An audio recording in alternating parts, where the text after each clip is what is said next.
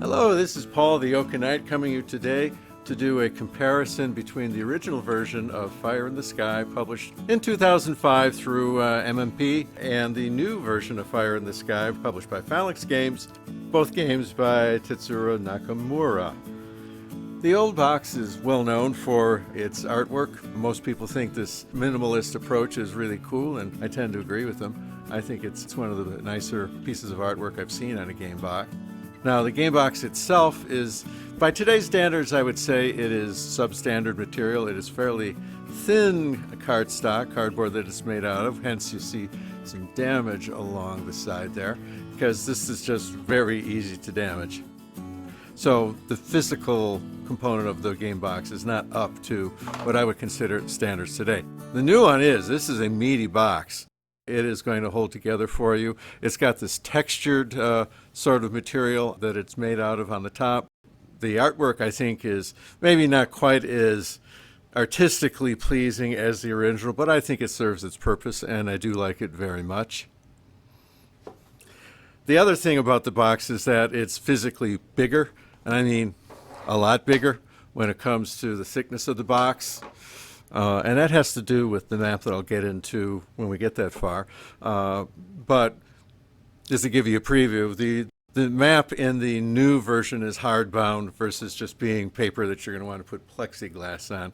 And because it was a hard map, I think they decided to minimize the number of folds in the map. They put it in a larger box, which I think is great. I mean, it's showing that they care about their product, and you as the gamer are going to have less problems making this hard map lay flat on your table.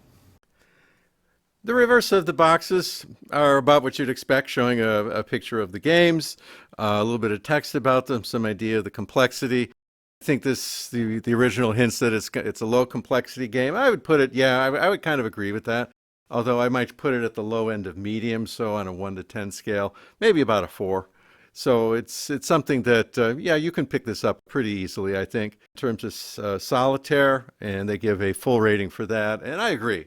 I think that this game is well suited for solitaire. I myself have played it several times, solitaire, as well as opposed face-to-face, and with a Vassal module that is out there that is formatted using the original. I did not see anything out there yet for the new version, although maybe that's coming too. One concern I had with the new version is that you see these screens, and to me that indicates that there's some kind of hidden movement, hidden something or other that would interfere with the solitaire play. And let me just say that the screens are part of an optional rule that you don't need to use, and I've played this thing probably close to 20 times at this point, mostly solitaire, but not all. And I would say that, they're totally unnecessary. They're really kind of linked to an optional rule, which I've never used, and I doubt I ever will. The original game has one rule book, one rules of play, but it also combines things like designer's notes, player's notes, the setup for the one and only scenario that's included in the game. Everything is in one book. The book itself is on nice quality paper stock, matte. So if you're the kind who wants to write in the book and highlight and all that, you'll have no issues. Everything inside is printed in black and white. I don't think that's an issue. I think this is an easy to read rule book. It's got the font is reasonably big, so we old guys can manage this. 2 columns, so they didn't try to squeeze 3 columns in this like some older games did. Overall, I'd say the rule book is functional, even if it's kind of a no-frills presentation. The actual rules to the game are about 16 pages long, with about 2.5 pages of optional rules. And I do recommend using some of the optional rules. I think they add some additional flavor to the game. The documentation included in the new game is partitioned among 2 different books. The first being the actual rules of play, which is this guy. And the second one is what they're calling a scenario book, but it's more than just a scenario book. And in fact, it is even thicker than the rule book. As far as the rules go, it's about the same number of pages as the original. However, it is presented with color, which is nice, so I do like that. The font the font is about the same as the original, and so it retains its easiness to read. The examples are clear, and they're basically nicer presentations than what you had in the original rulebook. The scenario book is more than just that. Well, first of all, there's more than one scenario. There are like about five of them, something like that. And one of the things I like is that they give you the option to start the game in December of 1941 or January 1942. Now, that doesn't seem like a big difference, but the Japanese turn one is very important.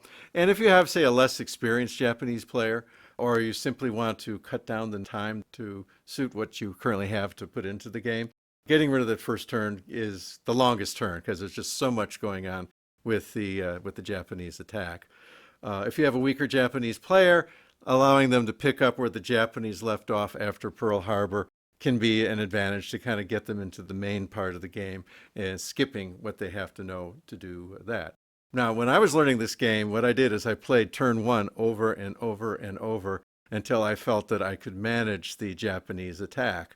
And I would say that's a good way to learn the game, the mechanics of the game. Just play that initial attack for December 41, and by the time you're done, you will have learned a lot. The whole combat sequences and moving your ships and all of that kind of stuff you're going to learn just by playing that turn. And it will get you set up so that you can start the game at the beginning of the war and not take whatever it is the Japanese position was a month later. That's the way I played anyway. The book also contains a big, and I mean a big example of play. So here we have 7 scenarios. The main focus I think this game is all about is the campaign. Whether you started in December or January, that's kind of up to you. But the examples of play are much, much more fleshed out. In the original, it was like 2 pages. And here it just kind of goes on and on with beautiful color and nice descriptions that match up to these numbers. They tell you what's going on in each thing that here. It's great. You can learn the game a lot. So after you read the rule book and play turn one over and over again, you definitely can spend some time in here and figure out all the little things that you were doing wrong. So highly recommended. And that's this book. And this book, you know, the couple of pages they gave you in the original, this thing is 32 pages of scenarios and learning to play the game. So it's a really good presentation above and beyond what they give you in the original game. The original version of the game was more or less a satellite view of the Pacific Ocean with the water coming in with a nice textured blue and the land masses in various colors of brownish, greenish to represent what they are.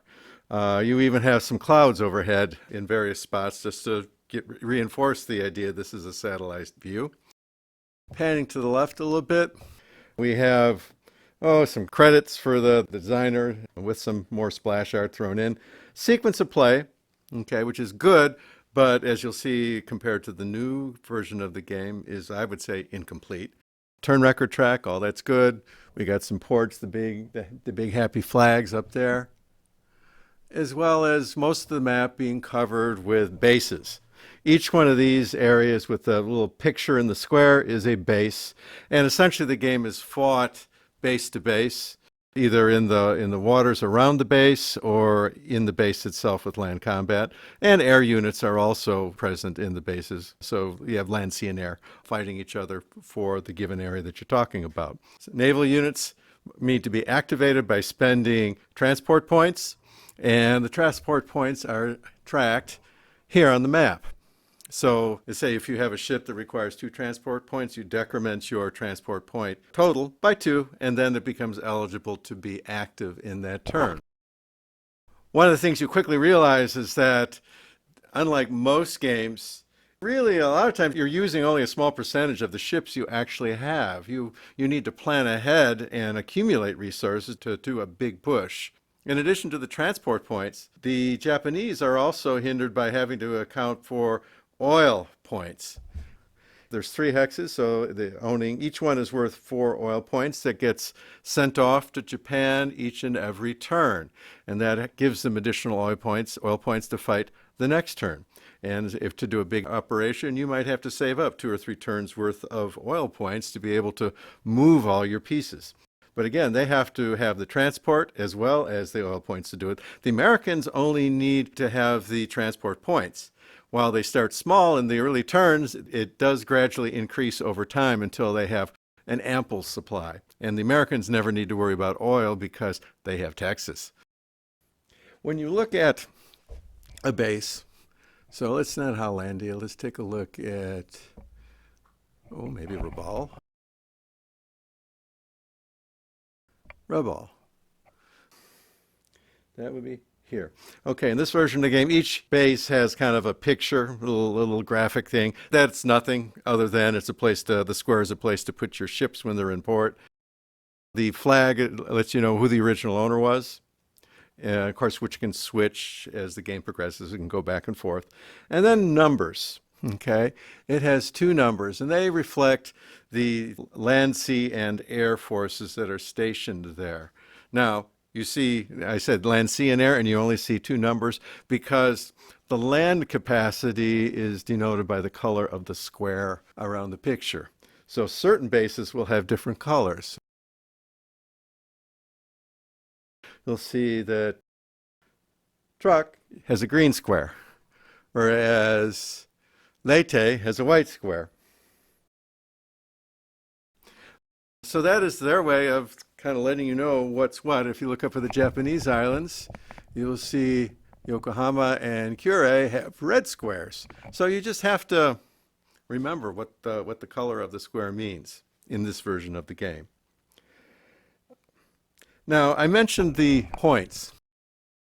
And if you notice right away that this version of the game has a 30-point track on it. And that's really important because the activation points that are required to activate, say, the ships, a lot of them are done in half-point increments. So, for example, a destroyer would be a half a point. And so in this version of the game, because they only have 30 points on the track, you have to keep track of half points, which of course it's possible. I think most gamers can handle that, but it is annoying. Why do you have to track half points, especially when there's no half point on the track, so you have to do it by inverting the counter or something that's tracking it. A little more clumsy.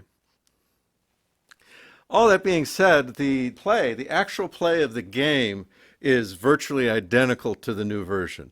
There's really no substantial difference between the old version and the new version when it comes to gameplay, except for these little things that make it easier, nicer to play the new version over the old version.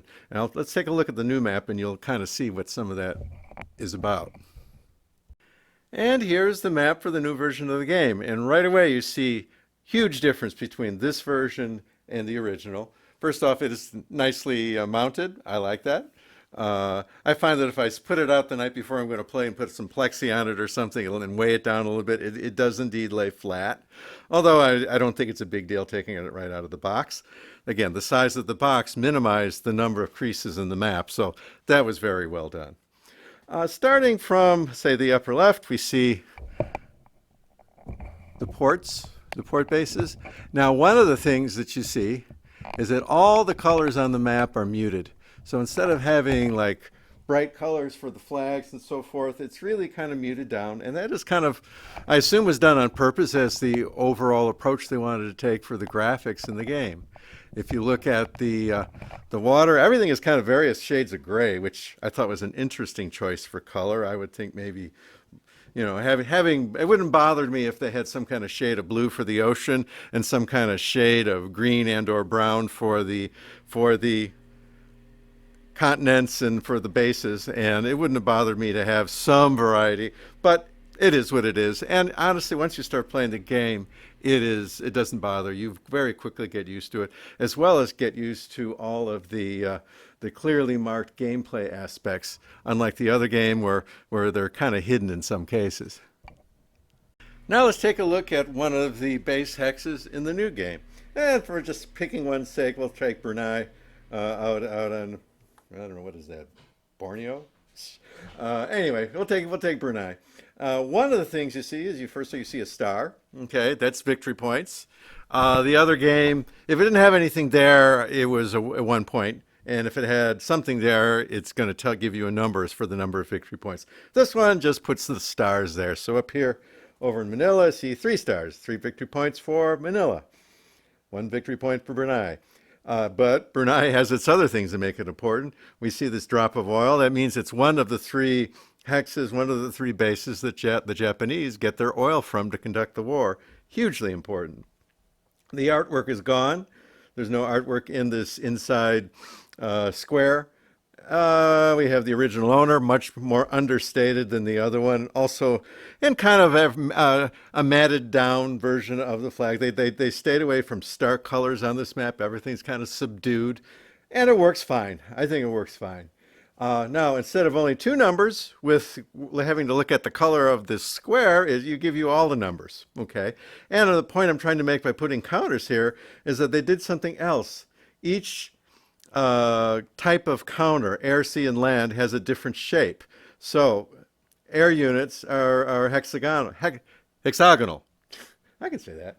And the number on the map by the base also has a hexagon around it. So therefore, you know that Brunei can take 4 points of air units. Makes it so easy. You don't have to look it up in the rule book, say, okay, what does red mean? What does orange mean? What is the color of the square? You don't have to do that. It's all kind of here and makes sense.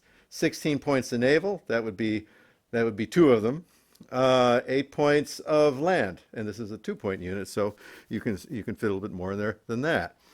Overall, I think this map is easier to play on than the original. Another thing that most people won't notice is that these bright hex sides here, they're impassable, and in the original they used a much more subdued sort of color thing in that map, to the point where my buddy who's colorblind says he just can't see it. So if you have color blindness, you want to stay away from that original map, and this I think anybody can see. Okay, so overall, so far I'm saying, the new map is more playable than the old map. But that's the little stuff. Let's talk about stuff that's going up in level of importance, I think. In the corner of the map, instead of seeing designer credits and just some general artwork, you have a sequence of play, which was on the map of the original. But in addition, you have the combat sequence. And as you can see there, it's not exactly short as far as what happens in what order whenever you have a combat in a hex. So I find this, again, to be much more useful. It's right here. You don't need to go off and go through the rule book to try to find the combat sequence. But in addition to that, if you look even closer, there are rule citations by the points. And that's true over on this side too. So they don't just put down what the phase is. They also put exactly where in the rule book where you can find it. Again, much better, much better. And then one of the big differences, here's the turn track, same thing, 16 turns, no change. Again, the gameplay is the same, but they refined it in this version to make it easier. I'm trying to bring to your attention this track. And if you notice, it doesn't stop at 30, and instead it stops at 60.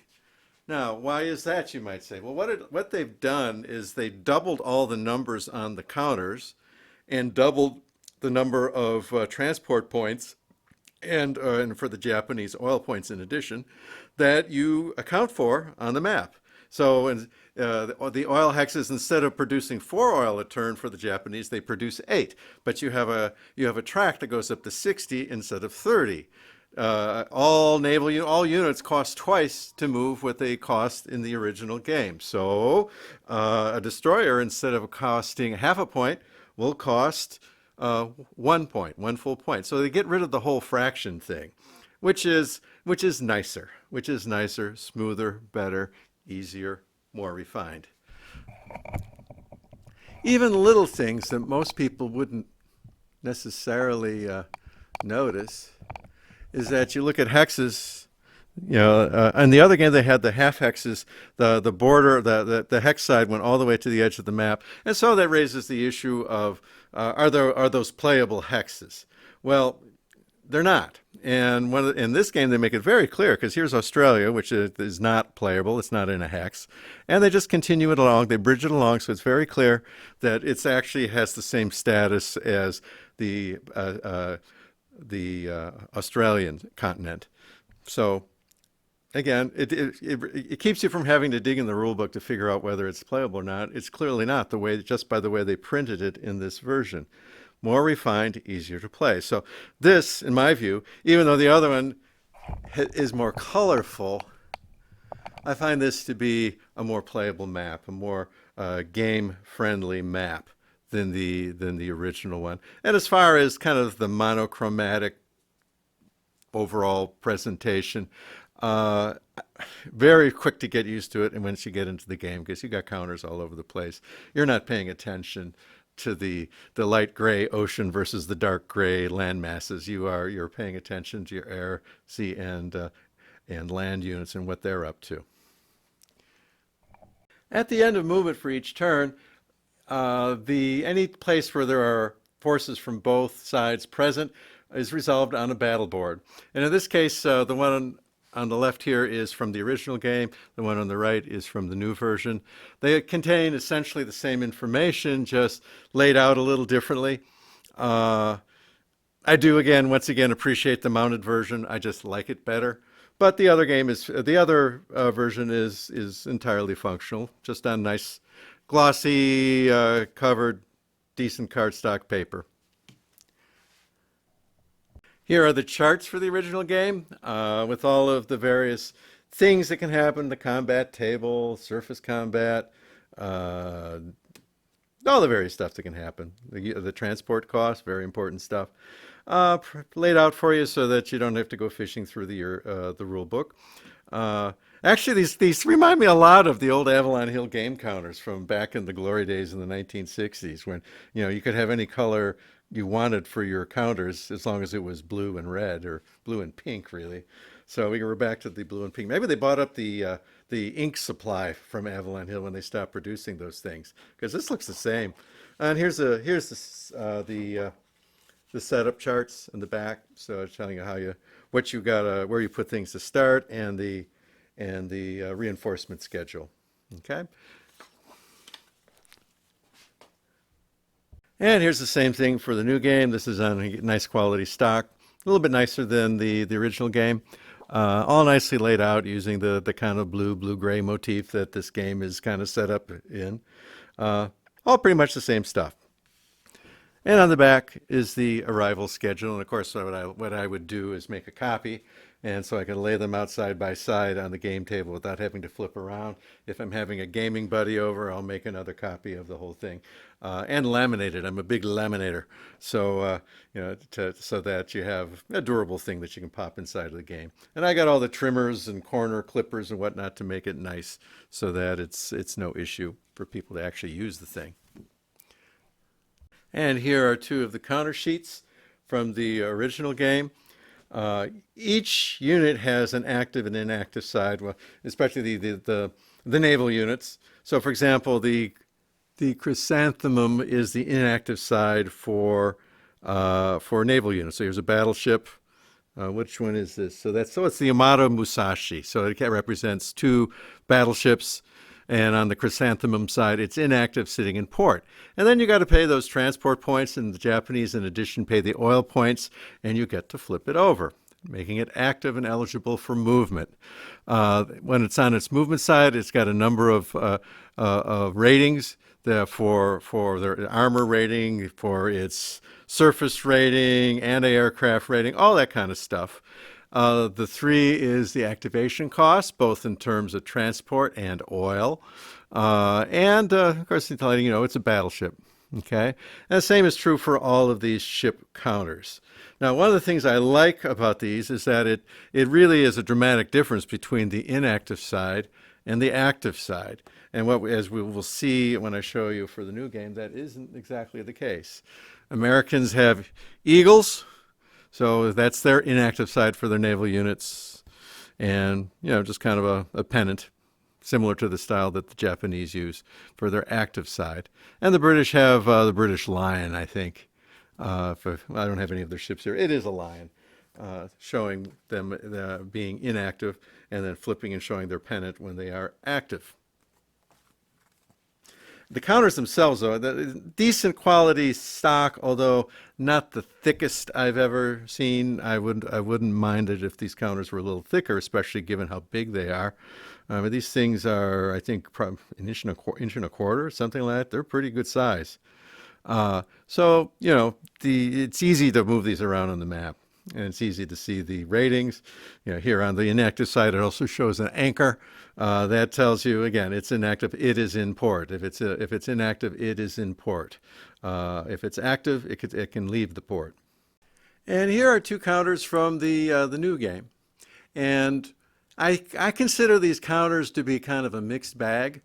If you look at them closely, you're going to see. Well, I think that instead of just putting the numbers down at the bottom, they actually label them with icons. And so once you learn what these icons mean, like that's probably armor, that's movement, that's anti-air, that's surface combat for the battleship, it's pretty easy to remember what these counters mean. Okay, but other things about the counter, the graphics. Now, this is the inactive side of each, and the Americans in particular, instead of having that anchor nicely showing, it's kind of underneath the text for the name of the ship, which is kind of goofy.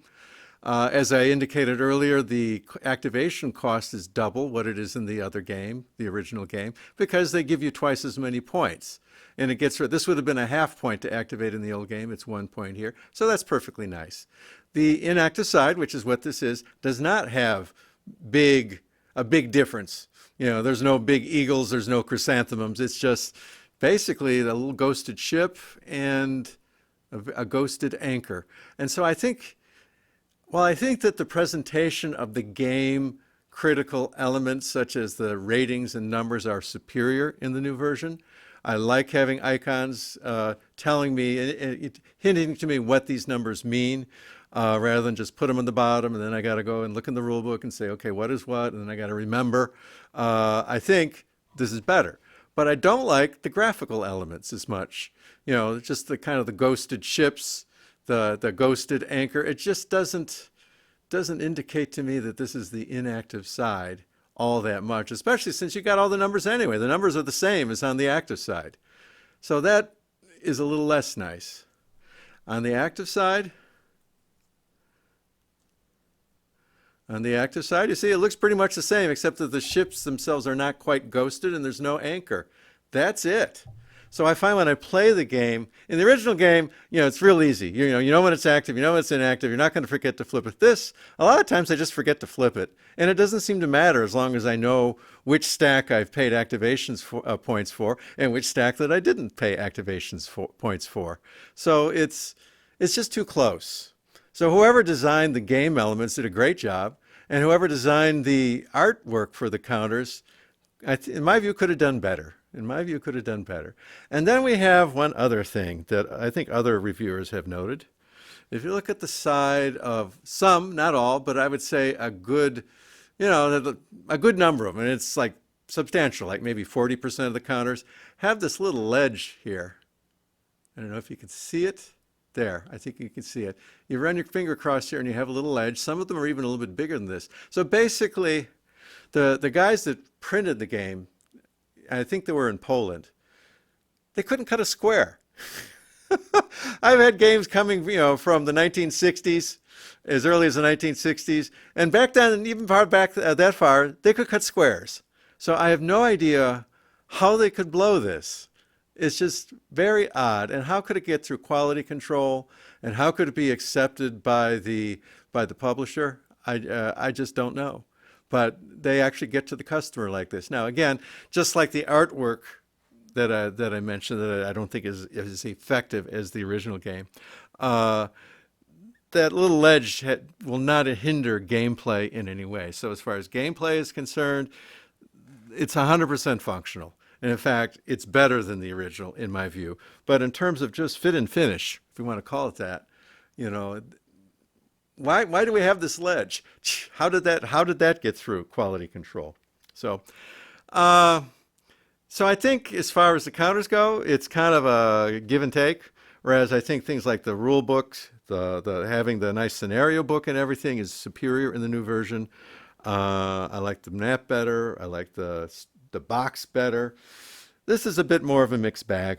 I mean, if I had to say, okay, I'd prefer having very clear gameplay elements and I'd give up on the other stuff a little bit.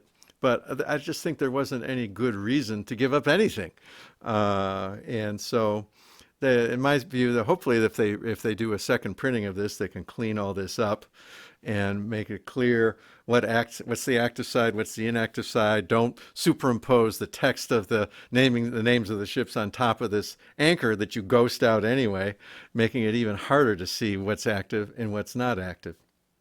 And maybe the last thing that's noteworthy as far as differences is the actual dice. Now, who cares about the dice? I understand. But these, I've never seen dice quite like this before. They're plastic. They're very light. But if you look at it, it's kind of got a plastic cube inside of the outer shell that has these holes drilled to show, the value of the die. And it also it's very nicely rounded on all the corners. So these will probably roll pretty well. But I've never seen, dice quite like this before. They're kind of interesting. The original, of course, has dice, and they're the normal thing that you see. If I had to choose, if I was spending money as far as buying one game or the other, and the old one is out there, especially since the new one is out there, the prices have come down. I think a good copy would cost you $150 a year ago, maybe 2 years ago. Now it's probably down by a third, probably down by about a third, and maybe you can snag a copy for less than that. So I'd say price-wise, I think the new one is very competitive with the old one. I think that actually, if you go to things like Noble Knights and whatnot, I think they have it for even less. But I haven't seen Phalanx shipping supply to those yet. I got mine direct from Phalanx, but for some reason the third-party sellers don't seem to have it in stock yet, and I don't know why. It's very odd, but I assume Phalanx can get them. But if I was presented with a choice of which one to buy today, I would go with the new one. I've played that several times. I haven't even punched out the other one, and I don't think I ever will. Probably will end up selling it. So I'm all on board with the new one. And I say the box is better, the map is better, the rules are better. They give you much more in terms of supplementary information to learn how to play. The only issue is the counters, and I think the counters are livable with the new version. They're okay, and they're nice. They're thicker than the other ones. They're textured. That part of it is nice. They could have been fantastic counters, and they're kind of good counters, goodish counters. Could have been better. They could have been fantastic. So that's my view. I think what I'm going to do is maybe come out with another video getting a little bit more into the gameplay. I steered away from that because I was just literally comparing these two versions. And since gameplay is the same between them, there's really not much of a comparison to make. It's the same. That's it. I just compared them. But as far as all the other things that come along with it, the presentation, scenario count, all of that stuff, there are differences. So with that, I think you are fully armed and operational to choose which one you want and go hunt it down if you so want that. I'll probably make another video showing more gameplay elements. I'm thinking maybe showing you that first turn that the Japanese play. I think that would be kind of interesting. I have my ideas as far as how that should go, and until somebody beats me, I think I'm just going to stick with it. All right, I think that's good enough for now. This is Paul, the Oaken Knight, wishing you all a pleasant evening. Oh, by the way, if you could hit the subscribe button, that would make me very happy. Thanks, guys. I appreciate it, and take care.